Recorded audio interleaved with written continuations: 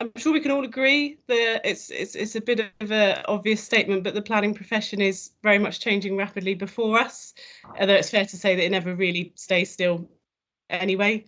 WYG remains very much open for business during this pandemic. We're actively embracing and looking at new ways to stay in touch with everyone and to help our clients. And really, this webinar today is just one of those steps during this difficult time for the development industry. I hope you find it useful. Hello, was that someone there? We are going to have a particular focus on now, what's going on right now, because I think that's what everybody wants to talk about. But we will be looking at what's going on next and new things that are up and coming, because ultimately we will get through this current crisis and this lockdown, and we all need to be thinking both long term and short term. As you might expect, the purpose of today's session is to cover all things planning and COVID-19 and the impacts on you and your business. And as I said, it's the first of such our events, but I hope it's not our last. And we'd certainly like to be able to offer more free sessions in the future, and perhaps even cover suggestions by yourselves on relevant topics that we might want to be looking at. Joining us today, we have Simon Coles, who's our planning director in the Wellington office. We have Ian Blacker, who's the director in the Bristol WIG office, myself, and we have Jojo Bannister, our assistant planner from our Wellington office.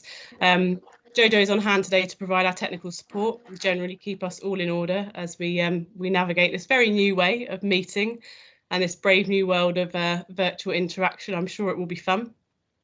Before we get going, there are, as ever, some housekeeping rules for this meeting, as there are with any meeting. Most importantly, Jojo has put everybody on mute.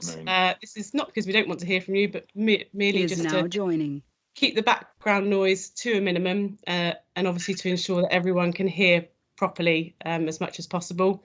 We would ask that everybody at this stage just turns their camera off as well. This just makes for a smoother transmission in terms of sound and also video quality as well. So if everybody could just find their camera icon where they can and just make sure it's switched off for now. Let's give everyone a minute for that. That's great. We want to make the format as flexible and inclusive as possible. We deliberately haven't done any PowerPoints because we want our session and the hour-long session to be dominated by your questions and discussions that are relevant to you, not ones that have been picked out necessarily by us. I will start out by letting Simon Coles and Ian Blacker just take you briefly, very briefly, through their most recent experiences and thoughts in light of recent events. And after that, we'll move as quickly as you can to questions. Thank you to those who have already submitted questions via email ahead of this meeting. We will pick up on a couple of these first and then hope to move on to further questions from you via the Teams messenger service that's available within the sessions. For those of you that don't know, because I didn't know until about a fortnight ago, you can view the Teams messenger service if you move your mouse just to make your menu appear on your screen, and then you click the icon located third from the right, which looks like a speech bubble. And when you hover over it, it should say show conversation. If you click on this icon, it should put up a banner on the right-hand side of your screen with everyone's messages viewable, and you can add your own messages, any questions or any comments using the box at the bottom right-hand corner of the screen. We encourage you at all times, please share your thoughts, please share your questions. This is really a session for you as much as it is for us, and making sure that you get the most out of it. I do obviously ask that you keep the questions related to planning, and I do please ask that you keep it clean. You know who you are. Please try and exercise some control. Thanks very much. We'll take all planning questions broadly as they come. We will try and stick to a structure or sort of themes, and these will be firstly development management and decision making. Secondly, working with stakeholders, and that includes sort of statutory consultees and public consultations. And then finally, the planning inspectorate. These themes, as with all things planning, will overlap. Please feel free to ask away, and it will be sort of between myself and Jojo that we might try and order your queries and questions in a particular way, just to keep the discussion a bit sort of structured, and so that we're not sort of flitting back and forth too much. Finally, we will try as far as possible to keep to a 1 hour limit for this webinar. We will try and answer any questions that remain unanswered from today, via email or maybe by giving you a call after this session. As I said at the start, the session will be recorded. We intend to share it via LinkedIn for anybody who's missed it or wants to re-see it. And we can email the session recording directly to you if you could make any queries or requests for this via our newly formed email address, which is talkingtownplanning, all one word, @wyg.com. And finally, because I promise I will stop talking at some point, all meetings, as you know, normally have instructions in terms of toilets, fire escapes and the like. I have absolutely no advice for you today. You really do need to sort that out yourself. What I will say is that we do intend to keep this session informal. So by all means, move away from your desk, take comfort breaks, etc. Move between us, do your emails at the same time if you want to. And on that note, I think I've covered everything. I'll invite Simon Coles, our planning director from our Wellington team, just to say a few words on how he's found things in the last month or so. Hi, thanks, Rebecca. That's great. Welcome, everybody. Thanks for joining us on this beautiful sunny afternoon. Yeah, these are strange times, and I'm sure I'm not the only one experiencing that. Virtually all of you that I'm talking to at the moment are feeling pretty much the same way. I think the unprecedented nature of the whole thing, plus that it's a moving landscape, is making it so difficult for all of us really just to keep going. We're in constant touch with our clients, with our local planning authority counterparts, really just to understand what's happening in their organisations. It seems that things are moving quickly. Kensington and Chelsea had its virtual planning committee, which had a slightly different reaction, but the chair was at pains to state that the number of people who joined were much greater than those who would normally have attended a planning committee meeting. So there's got to be a positive in there somewhere. In terms of the work, well, obviously those involved in how construction has pretty much stopped, and a lot of our clients have been furloughed. Things are changing throughout the consultancy and world as well, and really we're just reacting on a day-to-day basis to what we're seeing in front of us. But it's a changing picture, but I think everybody is starting to work together. The technology has come into its own. We're using Teams a lot, and it's really forced us, I think, to start thinking about different ways of working. And I think that got us kind of thinking about what it might look like for the future. So we can hopefully focus a little bit on the next bit of planning and how it's going to affect planning going forwards. Thanks. Thanks, Simon. Thanks, Simon. Simon, go on, Ian. You've got him before me. Thank you. Yeah, thanks, Rebecca. Simon. Similar experiences, I think, for most of us, and I think the positive that Simon's touched on there is collaboration. Everyone is in this together. Everyone is trying to find their own, find the best way through. So keep talking. Talking to each other, talking to clients, contacts, talking to local authorities to find the best way through to keep the process working as best it can, and hopefully we'll find some some innovative ways to improve the system when we are out of this. So let's all work together, and this is part of it. Let's get the dialogue. Let's keep the dialogue going. Yeah, great. All starting out very positively, which is something that we've been doing certainly in the last month in WIG. Let's move on, as I promised, to the questions straight away, focusing on development, management and decision making. I noticed there aren't any questions on the Microsoft Teams. I think everyone's being a bit shy at the moment, but let's kick off with some emailed questions that we've had before the meeting, please, Jojo. I think quite a good one to start with is now a good time to submit a planning application? Simple and straightforward. I like it. Simon, any thoughts on this at all? Yeah, well, it's a question we a lot over the last few days, and I think where I'm at with that is that if you're planning to submit a planning application before, then go ahead with it. We'll probably come on to 5-year housing land supply, and there's a few nuances around that we can probably touch on. But I would say that at this point in time, get that application in. But you need to think carefully about the implications of a possible decision from the local planning authority on whether to register it. At the moment, some authorities are not accepting new applications, so that needs to be managed through. You also need to have a think about what kind of information you submit in perhaps lieu of a site visit. So I would get thinking about how you might manage that process with the planning authority. Obviously, lots of photographs. I came across an instance the other day of a planning officer doing a Zoom site visit with the applicant. She directed him around the site with him using his Zoom facility. That seemed to work okay, I think. It's probably not suitable for all circumstances, but it's certainly worth investigating if it's going to get you through a blockage. So yeah, I would definitely go ahead, get those applications in, because look, let's face it, the authority will be keen for the fee.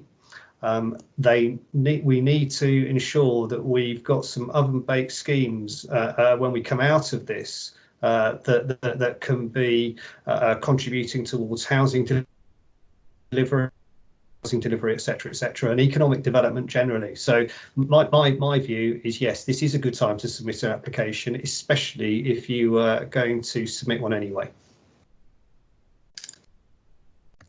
Ian, I don't know if there's anything you want to pick up there at all. Yeah, very similar thoughts. We all need to think very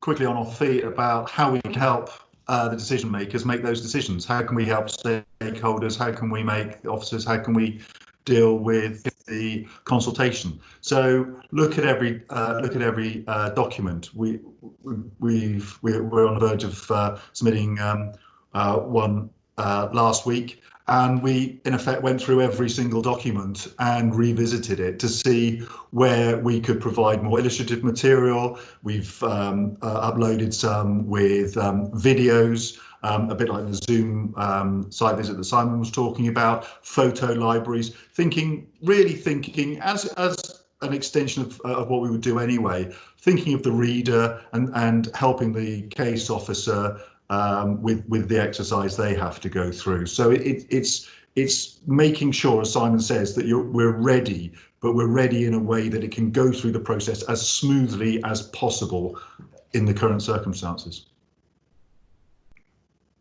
Yeah, sure. And there are some positives. You know, you can almost guarantee that your case officer will be at their desk, or certainly should be, because they can't be anywhere else at the moment. And obviously, I do think although there hasn't been a drop either in determinations or applications submitted, I think for March, that may well change, certainly for those being registered in April. So it is potentially a quiet time to get your applications looked at, particularly if they're delegated. Jojo, any other questions, sort of development management or decision making related? I think expanding on from that, really, to do with site visits and meetings being conducted virtually, and whether that's something that could stick around going forward. And I think that's probably in relation to planning committees more than anything. Ian, one for you? Yeah, so I think it is, and I think one of the unintended consequences of this whole process and using technology is that there'll be things are discovered that perhaps we haven't done in the past because everyone in the process has been slightly hesitant to adopt these new styles. We'll be saying, actually, this works as well. It might be slightly different. In some cases, it's going to work better. So I can absolutely see a lot of these things being used, technology being used, and continuing once we are through this. I can absolutely see those things being the new normal for us. Yeah, certainly it does make a difference. I mean, there's always a time and place for a face-to-face meeting, isn't there? But, you know, just in terms of time, or even, you know, people logging onto this webinar today, it's not so much of a commitment. There isn't the travel and expenses of travel going there. If you've got to do a meeting where everyone's travelling 2 hours there and 2 hours back, Is it a good use of time? Can you get the same outcomes in a virtual meeting? I think we'll be asking ourselves more and more those questions. Sometimes the answer will be no, you still need to do it face to face, but it's definitely made us think even internally about the ways we work, let alone externally. Jojo, any further questions on development management and decision making? I'm going to pair these questions together, actually. Can we expect rules that allow time extensions to existing planning permissions? And can we expect the reintroduction of the ability to make an application for more time? Ian, this is certainly one we've been discussing recently, isn't it? So I'll let you take this one if that's all right. Yeah, I think everyone's been discussing it. Some of the statistics have been banded around about the potential to lose 15,000 new homes as a result of expiring planning permissions over the next few months. I think everyone's trying to find a way through this. Scotland obviously has gone down one route by introducing an automatic extension in legislation in its coronavirus legislation. I think unfortunately that opportunity has been missed in England as the Act passed through very quickly and before we had the chance to add something in. So we are going to need new additional legislation. At the moment, obviously, Parliament is in recess, and the date for Parliament returning is still some way away. So if that is going to happen, and I suspect that is the most likely way that it will happen, we're still some weeks away. Others, I'm not going to take any credit for this, but others have been digging away into the Act to find ways that currently exist where it can be done, and the two most obvious, not without their challenges, the two most obvious are under 96A, where if a council was prepared to agree that extending a time limit for a set period in these circumstances wasn't a material change, that could be done. The other route, slightly more complex, is under section 97, the old revoke section, which was modified to allow modifications to planning permissions. That would allow authorities to, in effect, issue a new planning permission. They would then have to do that for each and every application that was made. There is a process that currently allows for the involvement of the Secretary of State if people object to that extension. But if people don't object, then authorities can issue an order modifying an existing planning permission. It has to be that the test is it expedient to do so? Well, a bit like a lot of the words that we'll probably be using today, exceptional circumstances. If it isn't expedient in the current circumstances, then again, I'm not quite sure when it will be. So there are routes that currently exist, but I think we're all hoping that legislation passes, which gives us an automatic 12 months extension similar to Scotland.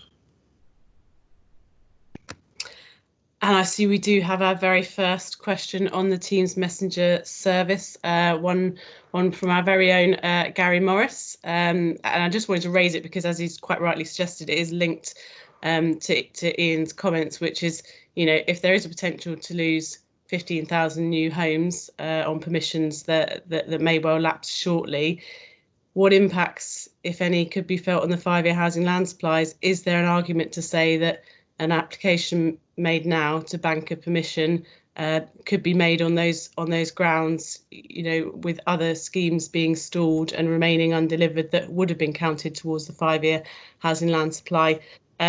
Certainly seems like a potential there. What are your thoughts on that, Simon? Yeah, it's a good question, that. There are clearly a lot of people talking about the effects on 5-year housing land supply of COVID-19, and I think we've had our first appeal inspector comments on the effects of it.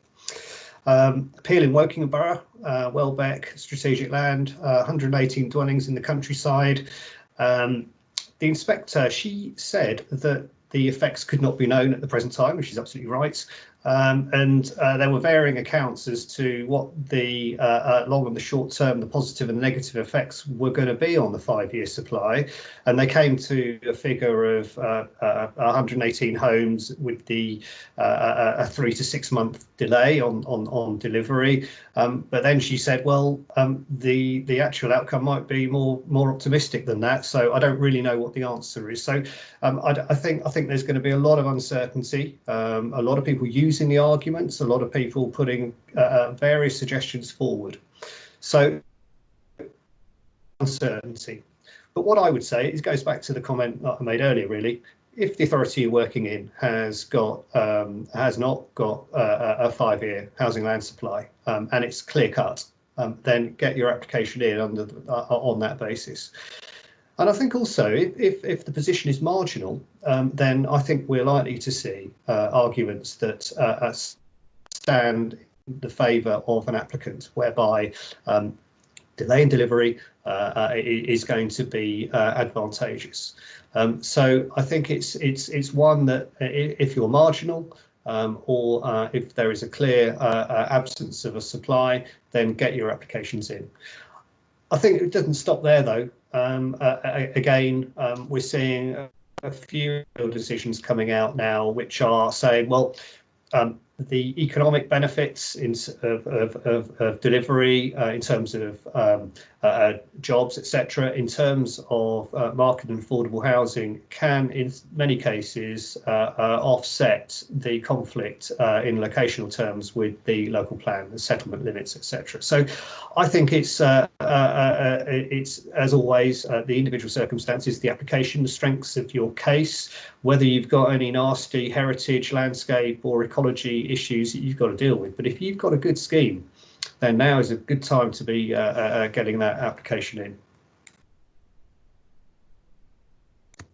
Yeah, absolutely. It is very much about sort of thinking fast and on your feet. And to be fair, it won't be a one size fits all. I don't think it never is for planning strategies on different sites. We have got just a final question we'll take on development management and decision making, just because it's there, and I would like to wrap it up today before we move relatively swiftly on to our second theme, which is working with stakeholders and public consultation. Just one that's popped up on the Microsoft Teams. How long is from Jonathan Scanlon at Reed Holland Architects. Hi, Jonathan, thanks for joining us today.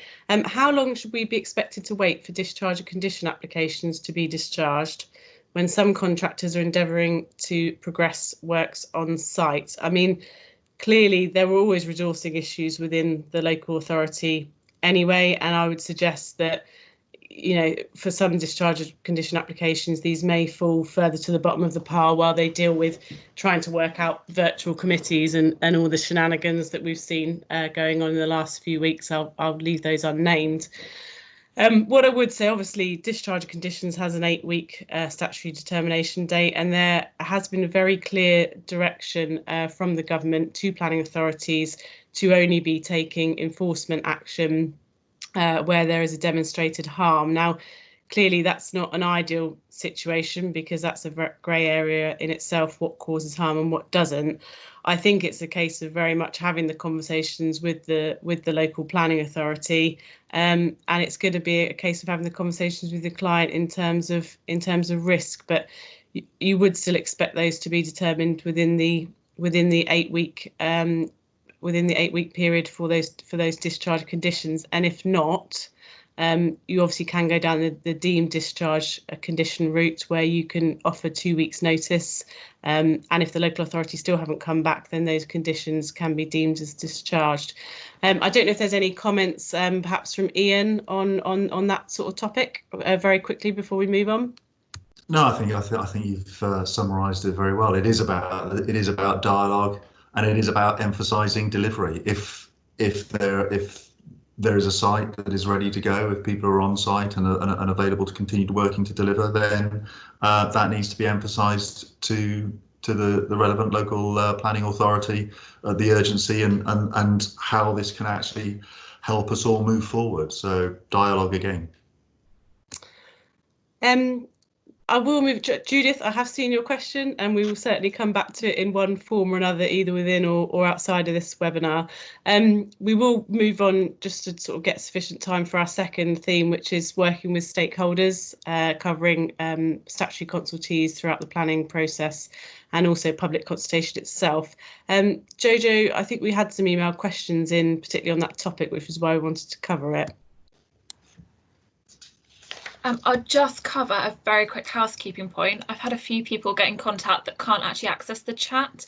It seems to work if you unjoin the call and then rejoin. So anyone who's having issues accessing the chat, obviously that's not everybody, but if you are, it might help just to disconnect and then rejoin us. So I hope that fixes any problems you might have. Yeah, we have had a few questions on public consultations, and essentially how will these be done when nobody can meet in person, and more importantly enough for it to be acceptable to the local authority and protect from future scrutiny and challenge? A very interesting question. I think, to be fair, something we were thinking about even before COVID-19 in terms of, are the traditional public exhibitions the best way to go? Are they the only way to go? Do we need to be thinking more laterally? It just comes very much more sharply into focus when you're not allowed out of your house. Simon, any thoughts on this one at all in particular? Yeah, thanks, Rebecca. I mean, it's something that, as you say, as an industry, we've been looking at for a little while now, because I don't know about anybody else, but all the virtual consultations I've done over the last 2 years, where we've had an exhibition as well, completely outgunned. The numbers attending online have completely outgunned the numbers attending in person. That said, you've got to look at it on a site-by-site basis, I think, and really it will be your choice of approach will be determined by a whole range of factors to do with the scheme, the local authority, the level of sensitivity of the site, and the existence of neighbours and boundaries and so on and so forth. But I think, you know, we've seen new rules come in Scotland. Community engagement companies are falling over themselves in developing various software, etc., to enable more effective online engagement. I think really the key for me comes down to how, to those hard to get groups, how you engage effectively with them is really important. Because not everybody's online, rural broadband, so on and so forth. So we've got to be very clear on an approach, a strategy when you're looking at an engagement event on how you're going to get to those people, because you don't want to experience JR as a result of not having done the process properly. Obviously, in Wales, there are different rules that it's a statutory requirement that you undertake a certain level of engagement. But I can see that the situation we're finding ourselves in now is probably going to bring about some changes in how not only applicants engage with communities, but also local authorities in plan making. And other processes engage with their communities, and I think the further we can reach out, the more views that we can get through engagement, that can only be a good thing, in my opinion. But I think we're going to see now a shift towards more virtual and online engagement, and I see that as a positive generally. And just, yeah, I mean, for my purposes, I don't see why you couldn't progress an application and still be able to submit a very thorough and comprehensive statement of community involvement to support your planning application right now. I do think there is a perception that developers and their agents need to be sort of seen face to face, and it's how you can get across particularly within rural communities who are used to the traditional means of meeting face to face. So it does need to be tailored to each community. Ian, what do you think? Would the current circumstances make you think twice about consultation and whether you could do it adequately to support a planning application? No, for all the reasons that we touched on so far about if you're ready to go, then go and submit. Now can be a good time to submit. And mix and match. I think there might be a return of postal responses. I think we probably, as we focus more on exhibitions and more online, we tend to notify people that there is an exhibition with some very scant details. Recently, we undertook an exercise with immediate neighbours around a contentious site where we were establishing a residents and neighbours liaison group where we provided them with a lot of information through post. And it wasn't just the highlights. There was quite a lot of detail there. Now, there always likely to be accusations of cherry picking the information we want to provide. So we will have to be very careful. But I think I don't think it's going to be one or another. I think online is clearly going to be very, very, very strong. 95% of the population have phones, have access to online information. But as Simon says, it's the others, and I think there might be some return of some old school postal information as well to really try and to get to those people. Thanks, Ian. Is there any further questions on public consultation and generally sort of working with stakeholders that we've received over the email? I think I could possibly force this one back into stakeholder engagement, but it's sort of going back to online planning committees and whether they could be considered more or less inclusive. So I think we've covered some of the pros and cons, but I think particularly for planning committee where there's a decision being made, I think that question is probably quite important.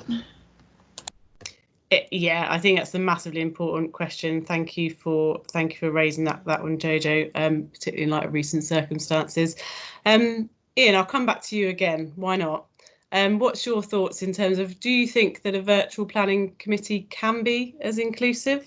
And I suspect this will touch possibly on some of our PINs discussions later on in this webinar as well. Yeah, I think it can. I think we have to remember where many authorities, many councils have recently come from, which is very limited and sometimes no opportunity to directly speak. The opportunity is provided before the committee meeting to present your view, and the requirement until the legislation took effect last week was that the committee meeting had to be notified. It had to be taken place in a named place, and people had to be able to witness it. There was never any right to present directly to that, and as long as you could witness the democracy in action, then that was sufficient. I think it's also quite telling that the planning court has decided that it itself can continue behind closed doors with no barristers, with nobody attending whatsoever, if needs be. So if the ultimate decision maker has decided that, then I think we have to, like most things, we have to be proportionate about this. If you've been given the opportunity to participate by submitting your views, if you've been given the opportunity to participate online, if you've been given the opportunity to participate or to observe democracy in action, I think that's not only a proportionate and reasonable response to the current situation, I think that's probably a reasonable and proportionate response going forward as well. Yeah, absolutely. That probably neatly brings us on to the issue of the planning inspectorate, which we have given its own theme. And I know they've had their own issues about transparency and fairness, and that has very much led their lack of response, not sure, to the situation. Simon, in our previous discussions, I know you've had sort of thoughts. Did you want to take people through just broadly the stance of PINs to date, which can be done very briefly, is my understanding, and some of your thoughts on how things are going there. Yeah, well, in broad terms, PINS is shut. So go figure. The government is encouraging local authorities to set up their virtual planning committees, and we've got new rules and regs that give them significant flexibility to do just that. And the response from PINS has been, well, it's been classic, hasn't it? It's just been, well, we're hand-wringing because we're so concerned about fairness and accessibility and so on and so forth. And to be honest, I just don't think it's good enough. I think that there are certainly ways in which it could continue to operate. I'm not convinced that it can't do site visits. I think if you have a look at the government's rules and guidance on working, it could easily accommodate those. I think the opportunity also exists for it to ensure that third parties are properly represented and have their views adequately taken into account. This is not rocket science. There is software and programs out there that will enable things to happen virtually if PINS really wanted to get to grips with the situation. So I'm afraid I'm a huge critic of the position that PINS is currently adopting. Now, behind the scenes, it might well be looking at ways to unblock the system. But quite simply, if the industry is going to wriggle its way out of recession and to start delivering homes and jobs and making a major contribution to economic growth following the CV-19 pandemic, PINS has got to find a way to get going and keep its decision-making processes in play because, frankly, the decisions coming out of it will soon dry up. And everything will just be held in limbo, which I just don't see as being helpful. So sorry, it's not a positive outlook, but hopefully if anyone from PINS is listening, they might go away and do something about it. Thank you, Simon. Clear and coherent as ever. Jojo, do we have any specific questions in relation to the planning inspectorate and their role, not only for appeals, but at sort of local plan examinations as well? We've got one, just generally asking whether the current crisis will impact on anyone's ability to submit an appeal for non-determination. And I think, Simon, you've probably just covered that off. Very forcefully. One thing you did mention though, Simon, sorry, Rebecca, and trying to avoid ricocheting between topics, you glossed over site visits, and we have had a question about whether local authorities, and I guess you can include PINS in that as well, can legitimately refuse to carry out site visits in the current circumstances, and where we stand on that. Well, it's a difficult one, but I think an authority could hide behind the rules if it so wanted, and it could use the rules as an excuse or a reason not to do site visits. But I think that actually it could look at it in a slightly more can-do way and say, how can we make a site visit work? How can we undertake an appropriate risk assessment? Is it essential? Well, not in all cases maybe, but in some cases, I think in order to keep the decision-making process going, to keep the planning plate spinning, I think that authorities just need to think again, perhaps, about how they can undertake site visits safely and within the guidelines. I mean, I don't have anything sort of specific. We talked about Zoom site visits. We talked about using technology. Yes, nothing can beat getting out and seeing a site in the flesh, so to speak.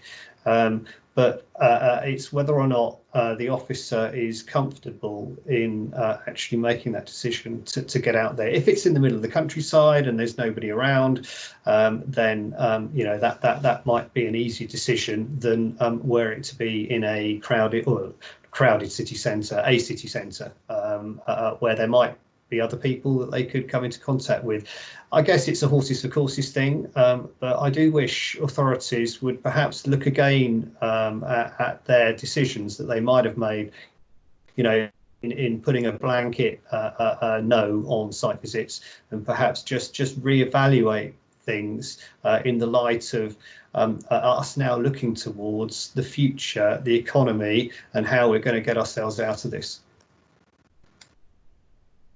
Yeah, I think, I mean, every local authority will take their own stance, and in some respects there's not a lot we can do about it except point out the obvious, which is that the government guidance as it currently stands, hopefully it's not going to change tomorrow or in the near future, is that there are only essential activities that you can legitimately do outside of your house, which is obviously to get medical supplies, to get groceries, and one of those is to go to work, where you cannot do that at home. Now, can you do a site visit from home? If you'd asked me that a month ago, I'd have said absolutely not. But is my mind changing? Well, you know, with Zoom capabilities, with site photographs, totally depends on the nature of the site. But it's interesting that that's sort of being called into question.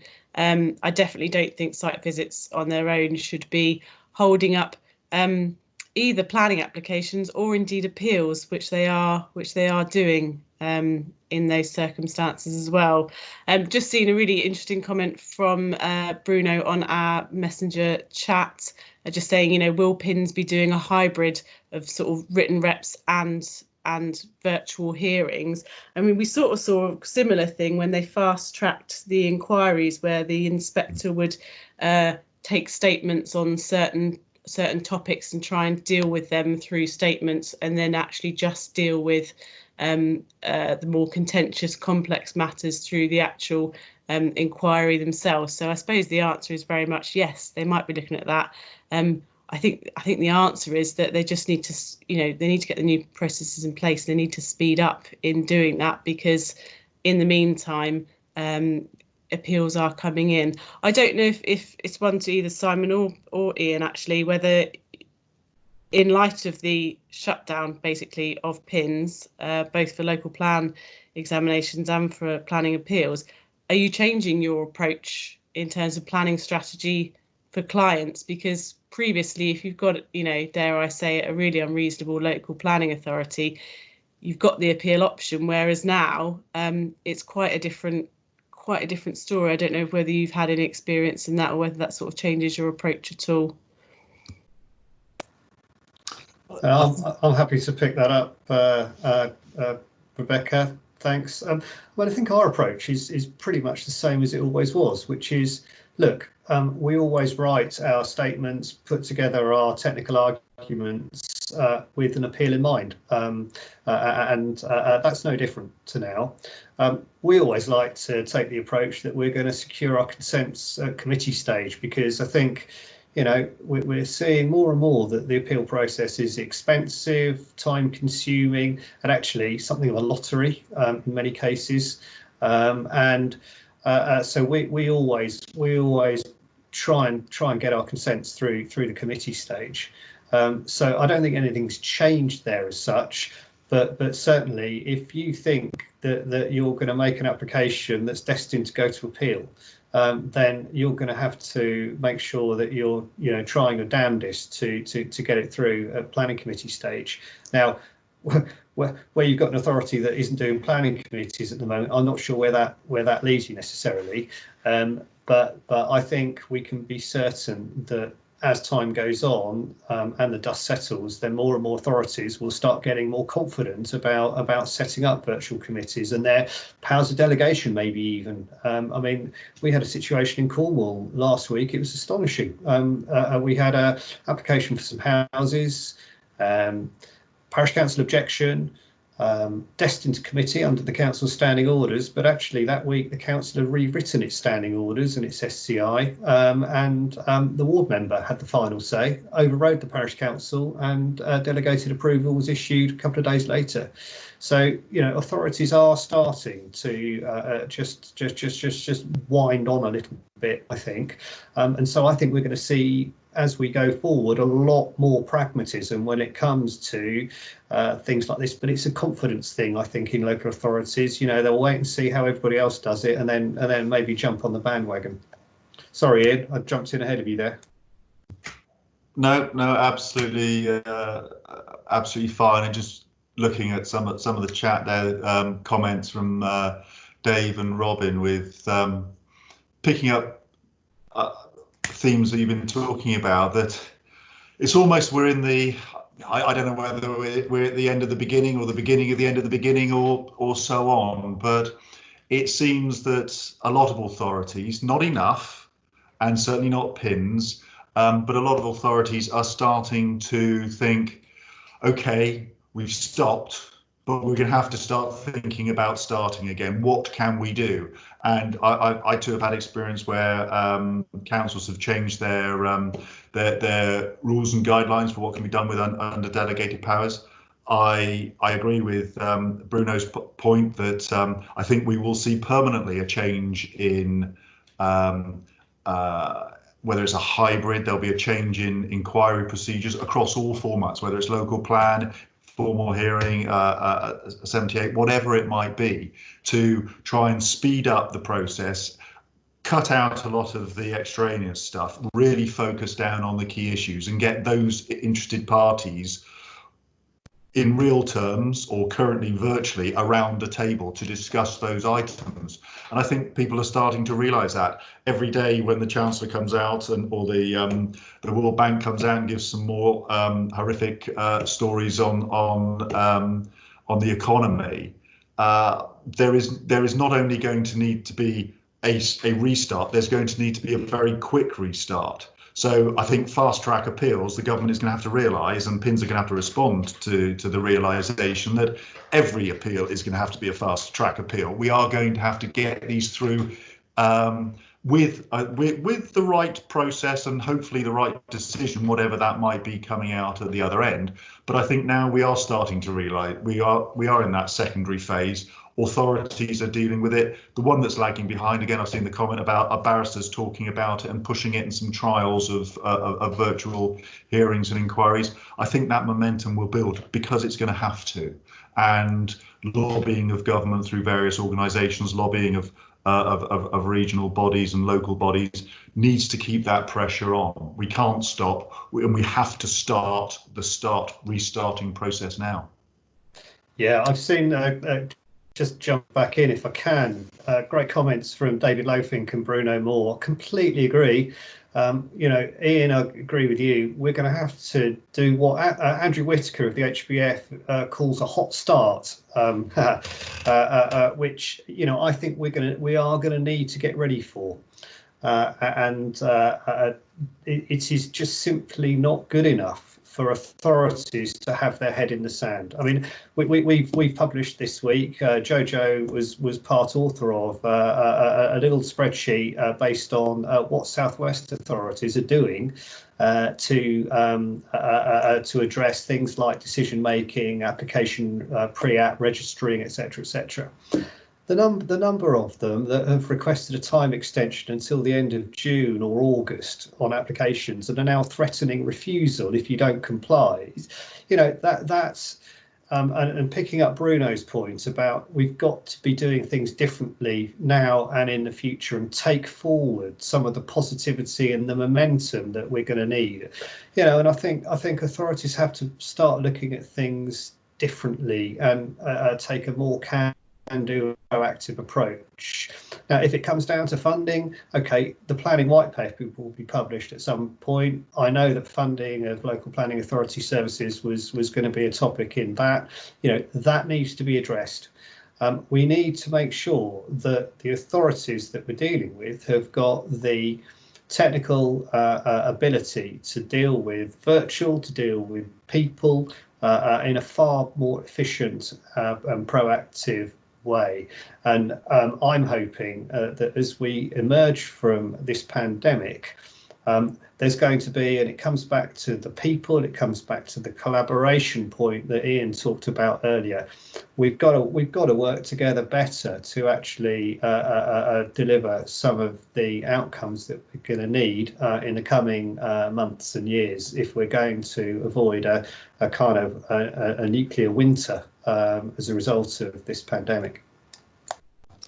And you almost optimistically think that maybe in, I don't know, pins aside, because this probably doesn't apply, in 8 to 12 weeks, some of the more proactive local authorities might have got it sorted, which, you know, sort of, if you think, you know, you've got a bit of a lull in terms of applications now, they appreciate some of the comments they're saying that local authorities are saying that they've got a higher workload. I would suggest that's from March submissions and not necessarily from April and May. You know, it could be that right now is actually quite a good time to submit a planning application to get the process bit through in anticipation of them getting those virtual committees done, because certainly, I mean, we all know that South Somerset had their virtual committee, and the less said about that, the better. But they did have one, and my understanding is they're going to continue to. Sedgemoor are following suit. I believe they're looking at the same strategy for Somerset West and Taunton. We can't expect, I know, certainly wasn't ever expecting committees, you know, to be prevalent in April, but certainly May, June time, you'd like to think they may have got their houses in order for that. And certainly, I mean, 2 points. Firstly, following up on Paul Knox's point about applications that have been in the system for 2 years, that's not a COVID-19 issue. It just exaggerates the process. That's a local planning authority issue, and certainly something that we've seen in the past and dealt with in the past. And it's about holding their hand through it. Should you have to do it? No. Should you have to pay for it? No, because you pay the planning application fee. But sometimes certain circumstances, projects, local authorities and situations just require that approach. It's a sad but true fact. Just picking up, completely unrelated, I'm aware that we've got Judith's outstanding query about validation checklists and whether there'll be more flexibility on those.